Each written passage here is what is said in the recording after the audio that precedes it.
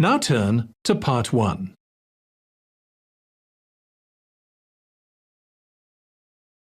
Part 1. You will hear a conversation between a tax office employee and a woman who wants to apply for a tax number. First, you have some time to look at questions 1 to 4.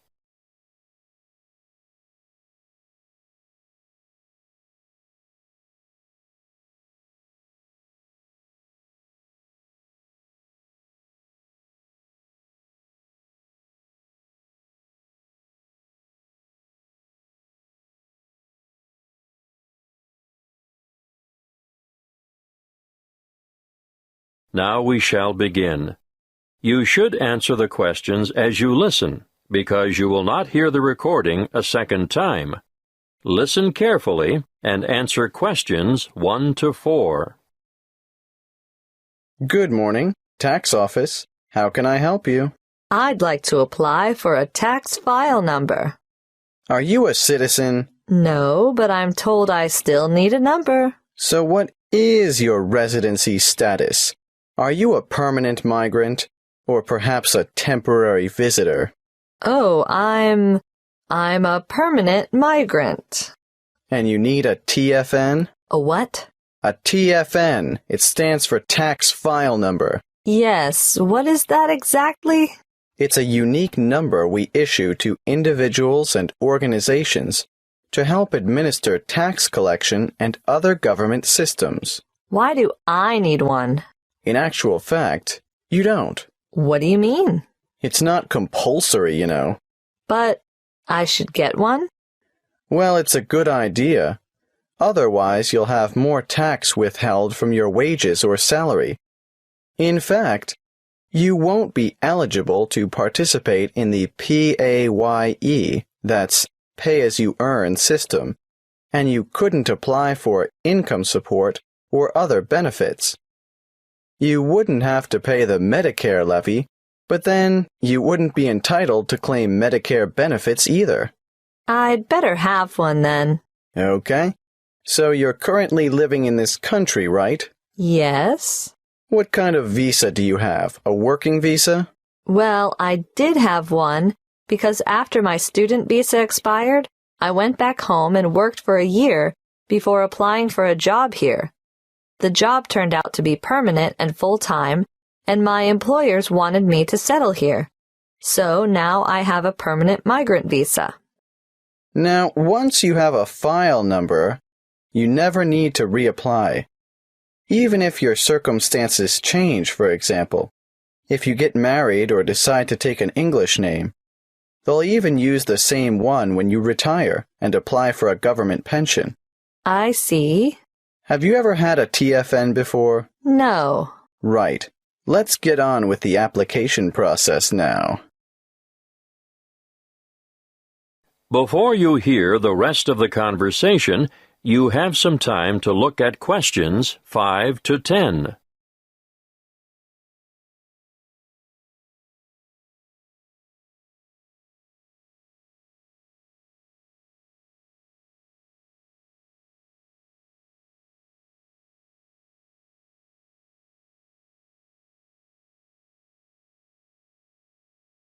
Now listen and answer questions 5 to 10. What is your passport or travel document number? Oh, just a moment. I have it here. JGW11000536. Where do you come from? I came from Greece. Is that your country of origin? Yes, I came from Greece. Are you Greek? Do you have a Greek passport? No, I was born in Spain. I have a Spanish passport, but I've been living in Greece. And where do you live now? Where will the department send your TFN? That's 1339 Harbor Drive, Hollywell. Postcode? 1517. Thank you. Now, what's the best way to get in touch with you? By phone, you can ring my landline number, 0955775076. I'm sorry, I haven't got a cell phone at the moment. I see. Can you give me the details of someone else we could contact if we can't get you during office hours? That would be my landlady, What's her name? Martha Pierce. Is that Pierce, P-I-E-R-C-E? No, it's P-E-A-R-C-E. And her number is? The same as the one I gave you. Yes, I've got that. Now, for some more personal details, what title do you use? Excuse me? Are you Mrs., Miss, or Ms.? I'm not married. Put me down as Miss. All right. What's your surname? Farina. What's your first name? Maria. Do you have a second or middle name? Well, two, actually. What are they? Rosa Anna. I'm guessing Farina is your maiden name, since you haven't been married. But are you known by any other names? Farina is my only surname, but people call me Mary. As a first name? Yes. When were you born, Mary? Can you give it to me in the following order? Day, month, and year? The 15th of November, 1983. You're obviously female, so that brings me to the last question, which I don't really need to ask. What's that? Your husband's name. I don't have one. I know, so I'll just write down N.A. for not applicable. Thank you.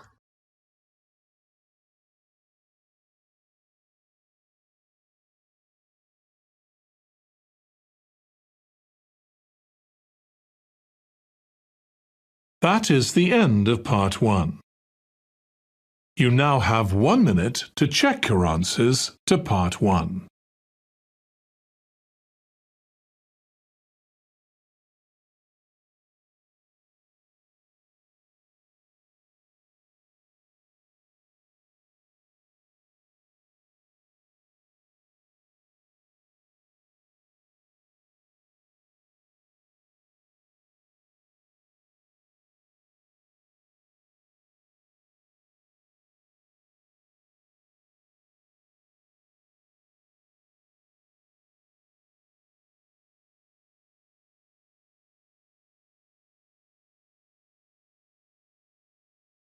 Part 2.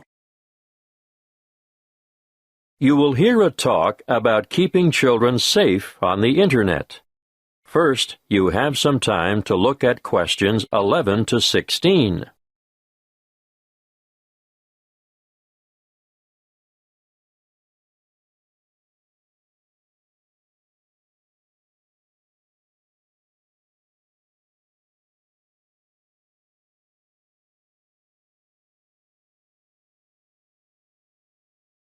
Listen carefully and answer questions 11 to 16. Thank you for coming. It's good to see so many of you interested in keeping your children safe on the Internet. What's in store? Well, firstly, I'm going to talk in general about some common sense ideas and rules for young ones using the computer. Then, I'll give you some information on free educational websites. Finally, we'll finish with question time. I'm sure most of you think that the Internet can be a frightening place in which to let your children roam loose. But let me remind you that it can also be a fountain of knowledge and education. The trick is to avoid the former and utilize the latter. There are programs available both in your local electronics supply shop and free to download that will keep your child safe to a certain degree on the World Wide Web. A popular one is Online Family Norris, which bars things like military and social websites. I wouldn't advise you to rely solely on a program to protect your family, though. As good as it is, you cannot abdicate your responsibility as a parent. I'm sure you all know that, or you wouldn't be here. When all is said and done, the best way to keep children safe is to educate them and keep an eye on them. For this reason, you should make sure the computer which your child uses is kept in a communal space, where you can look over their shoulder from time to time. It is paramount that you teach them never to divulge their proper or full name and to never provide personal information, such as where they live or what their phone number is.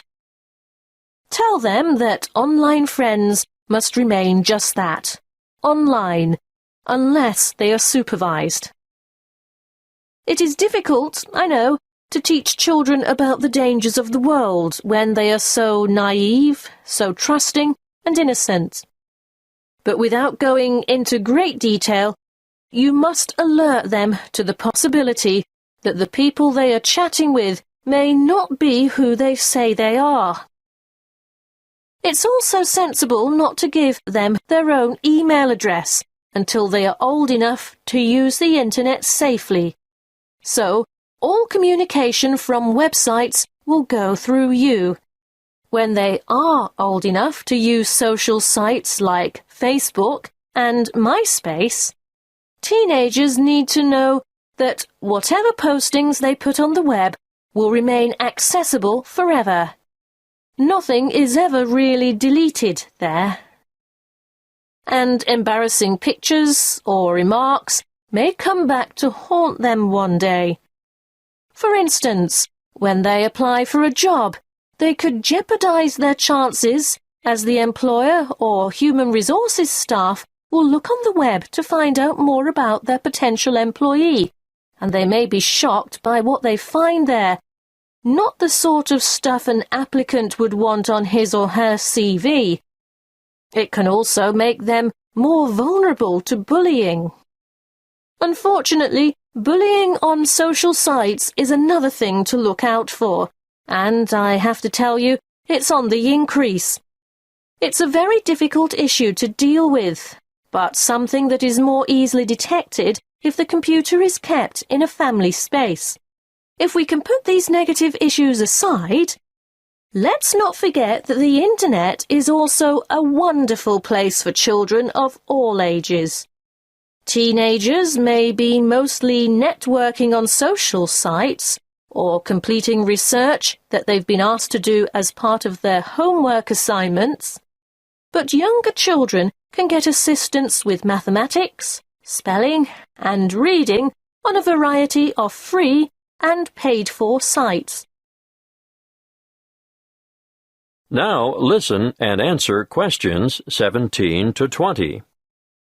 A good way for children to learn and have fun at the same time is the website mathtutor.com. They can practice mathematics on this site, no matter what their level, while they compete against other children from all over the world. And here's a fun way for primary school children to learn the spelling words for the week. It can be such a chore for some children. They just type them in and play games to learn them. What's that? The website?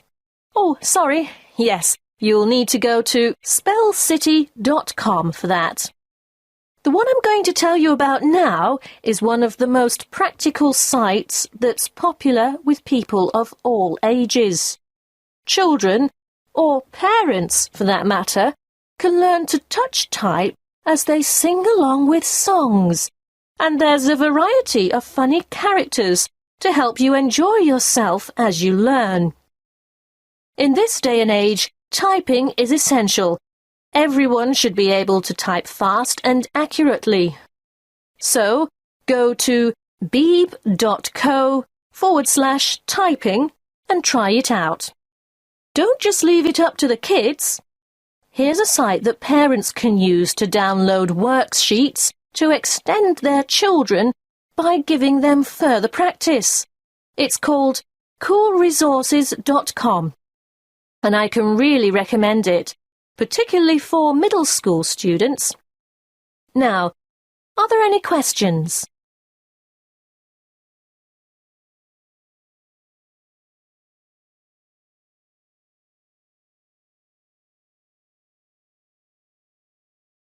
That is the end of part 2. You now have 30 seconds to check your answers to part 2.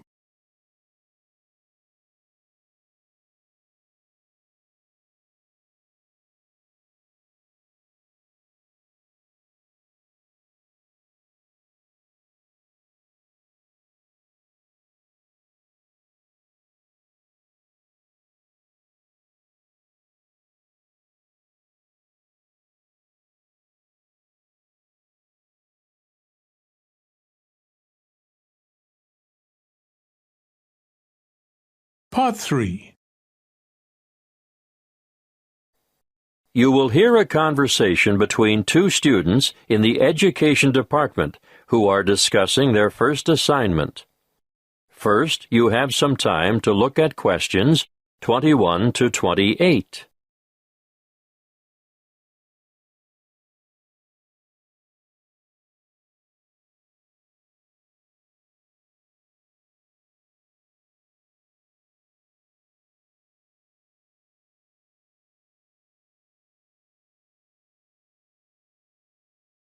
Listen carefully and answer questions 21 to 28. Hey, Ted, what are we going to do about this assignment? Well, Cleo, I think it's pretty straightforward. Oh? Yeah. The topic is why study abroad. I suggest we do a survey of international students, collate the responses, make a graph, and exhibit our findings in the form of a poster. Wow, you have given this some thought, haven't you? Of course. This is only the first assignment. There will be a lot more to come, so let's get this one out of the way quickly. Well, how do we do the survey? I think we need to find a good selection of foreign students.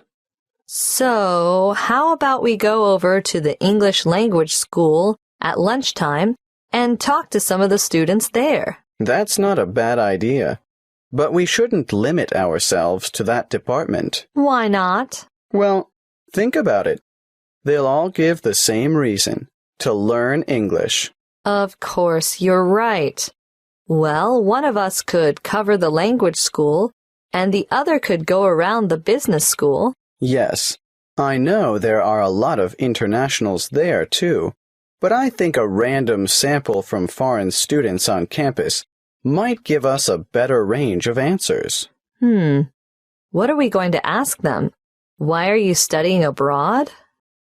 An open question like that could mean we get hundreds of different responses. It would be better if we made up, say, 10 reasons and asked each respondent to place them in order of importance. You're right. That would certainly make collation easier. Any ideas about what these 10 reasons might be? Sure. I've got enough foreign friends to know quite a lot about what motivates them. Okay. Number 1 is... I think that's obvious. How about study abroad is the best way to learn a language? And number 2 is obvious as well. I know. Study abroad gives you the chance to travel. What's third? It's either culture or friendship. Okay, let's go for culture. Study abroad gives you first-hand experience of a different culture. Not just that, but it gives you new experiences as well.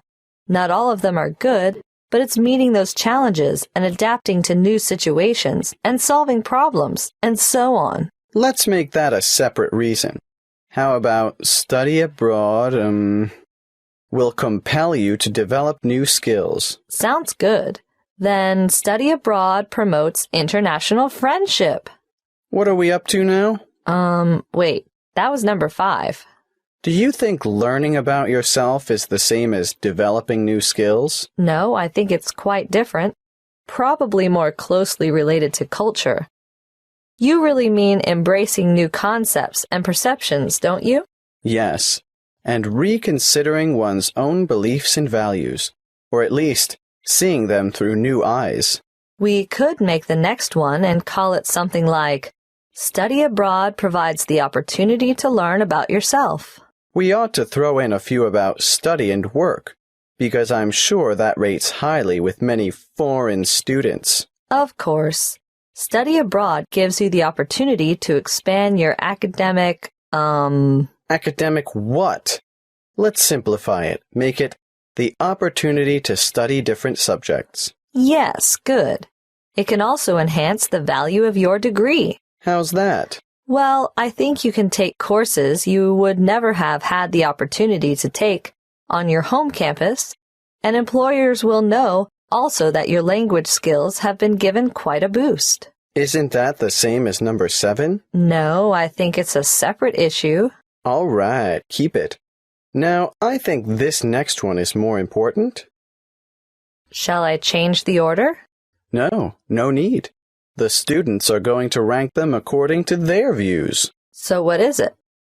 Study abroad enhances employment opportunities. Ugh, why didn't I think of that? Anyway, there's one even more obvious than that. Let me guess. Study abroad broadens your mind? Exactly. Okay. Now we have 10. Let's print off 100 questionnaires and go and do the survey. Before you hear the rest of the conversation, you have some time to look at questions 29 to 30.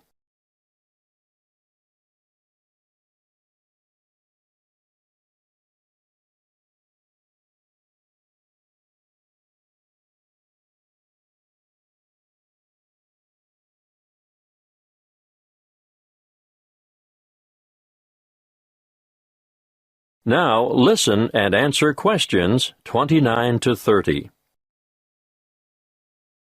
Did you hear about the National Geographic survey of American students between the ages of 18 and 24? Yes. It sounds as if they could benefit from study abroad. Did you know that only 1% of U.S. students currently study abroad? Anyway, back to that National Geographic survey. It was carried out internationally, and it was Sweden that came out on top. It's really amazing, isn't it? When given a map of the world, only 13% of American students were able to find Iraq, and the same for Iran. I know, and not surprisingly, I suppose, Afghanistan didn't fare much better. 83% couldn't locate it on the map. There must be something about that region. 76% couldn't identify Saudi Arabia either. But Asia didn't come off much better. Over half the students couldn't find Japan on the map. But do you know what's really incredible? Yes, I do. 11% of them couldn't even find their own country. It's no wonder the USA scored near the bottom, only 2 points above Mexico, which was ranked last.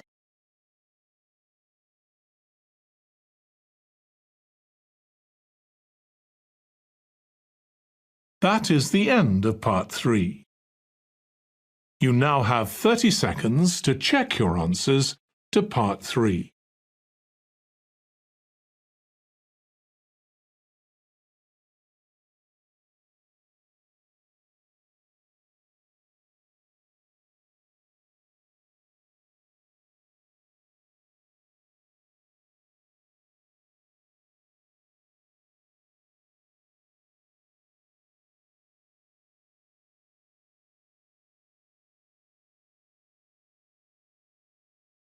Part 4.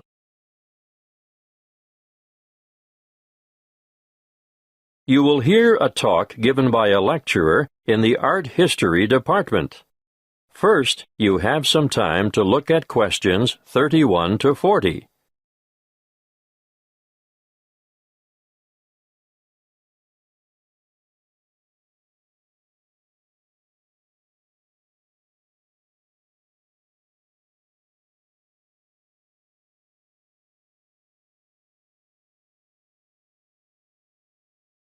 Listen carefully and answer questions 31 to 40.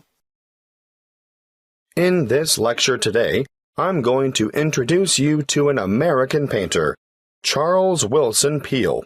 You may be familiar with his portraits, but did you know that he never even saw a painting till he was a grown man? He was born in Maryland in 1741. His father died when he was 9, and the family struggled financially for the next few years, and Charles became a saddle maker's apprentice. One day, he went to Norfolk for supplies, and there he saw paintings for the first time. He thought they were so bad that he felt sure he could do better, so he decided to make painting his career. In 1766, he went to London to study painting with Benjamin West. Whilst there, he painted this portrait in 1768. See Slide 1, Pitt as a Roman senator. Notice how elaborately symbolical this portrait is. The symbolism arises, of course, from Pitt's famous speech to the British Parliament, where he draws an analogy between the ancient Roman Senate's view of a barbaric Britain and the prevailing European view of the time of a barbaric African continent fueling the slavery trade. Perhaps you didn't know that the Romans used Britons as slaves. But I digress. Back to Peale. He returned to America and in 1772 painted the first ever portrait of George Washington. See slide 2. In 1773, he painted a group portrait of himself, his wife, mother, brothers, sister, his old nurse, and an unidentified baby. Just look at the slide. This painting is simply called the Peale family. And you can almost feel the exuberance of the family and their warmth towards one another. He enjoyed great success as a portraitist prior to the Revolution, and served with distinction in the Revolution. During this time, he became friends with George Washington, Benjamin Franklin, and Thomas Jefferson. After the war, he continued to paint, and, when his wife died in the 1790s, as a result of her 11th pregnancy, he remarried. He had 17 children in all, naming the sons after famous painters or scientists. Although perhaps best known for his portraits of famous people, Peale liked novelty. Look at this slide of his 2 sons, Raphael and Titian, life-size, climbing a narrow stairway. This painting, The Staircase Group, 1795, was exhibited in a doorway as a trompe-l'oeil. And it is said that it did, in fact, fool the eye of George Washington. Even as far back as 1772, we can see his desire for difference in Rachel weeping.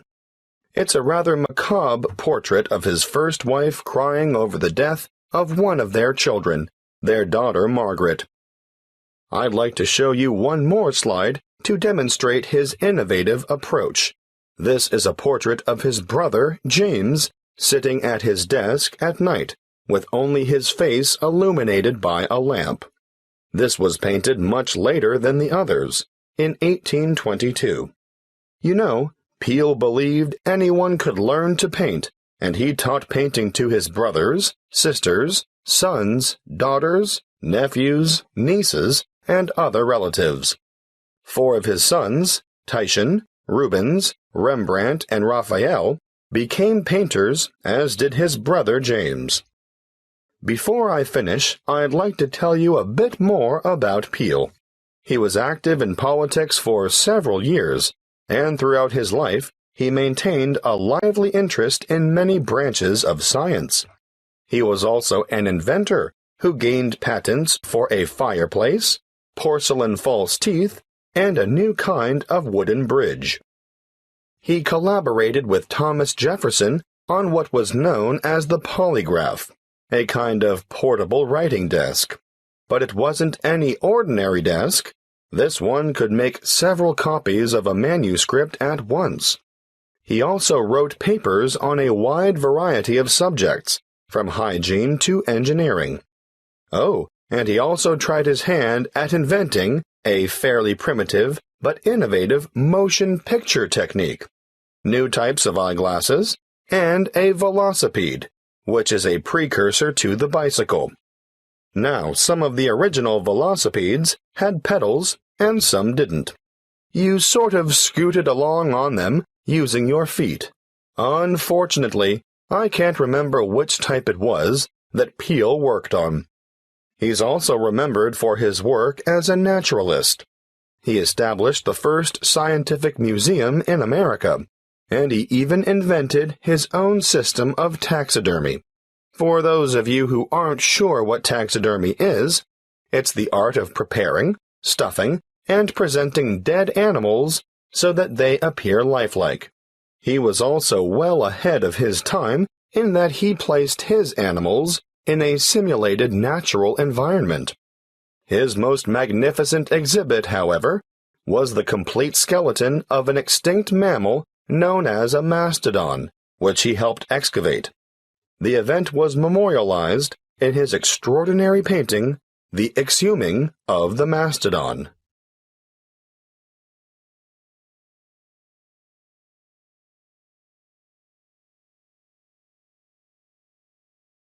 That is the end of Part 4. You now have 1 minute to check your answers to Part 4. That is the end of the listening test. In the IELTS test, you would now have 10 minutes to transfer your answers to the answer sheet.